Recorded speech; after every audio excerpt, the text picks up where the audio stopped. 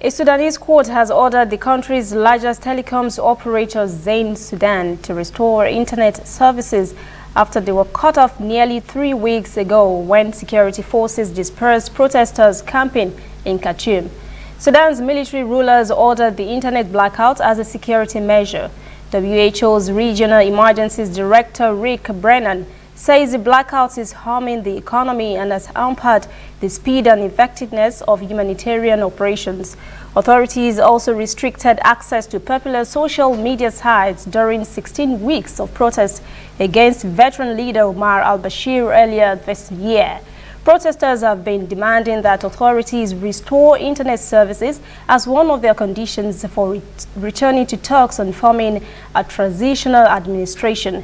A lawyer, Abdul Adhim Hassan, who filed his own case against Zain Sudan over the blackout, told reporters the Khartoum District Court has ordered Zain to immediately restore internet services to the country. Protesters have continued to demand the military hand over power to a civilian authority. Malawi's President Peter Mutharika has promised the economy will grow by 5% in 2019 amid protests against a recent vote. The president narrowly won re-election in May by just 3 percentage points over opposition leader Lazarus Chakwera in a bruising race marked by claims of rigging against Mutharika's Democratic Progressive Party. Opposition supporters burned tires, overwhelming police as they converged on the Constitutional Court. The court ruled on Friday the election dispute must go to trial after the case was referred to it by a lower court.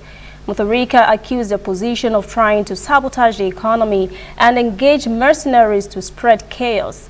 He promised to continue with efforts to keep inflation and interest rates low, comply with policy conditions on International Monetary Fund loan, and increase production in agriculture, supported by mining, ICT, and financial services. Stay with us. We'll be back after this break.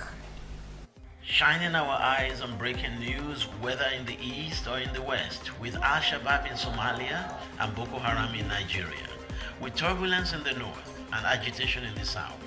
Wherever you live in Nigeria, wherever news happens in Africa, we've got it covered. ANN News, connecting Africans in a truly African spirit. Regional Military Task Force says in a statement West African troops have killed at least 42 suspected Islamic State fighters in a battle in the Lake Chad region over the weekend, deemed to be the heaviest death toll suffered by the insurgents in the last 6 months. The multinational joint task force, comprising troops from countries bordering the lake, said one of its soldiers was killed and 10 others were injured. In a reference to the same clashes, Islamic State says its fighters had killed 15 soldiers at Gano Town, Nigeria, near Lake Chad, but did not refer to any of its fighters being killed. Insurgency has affected countries that border Lake Chad, including Niger, Chad, Cameroon, and Nigeria, as well as islands on the lake itself. That is the ANN News Brief. For details on these and other breaking stories, visit our website, annafrica.news.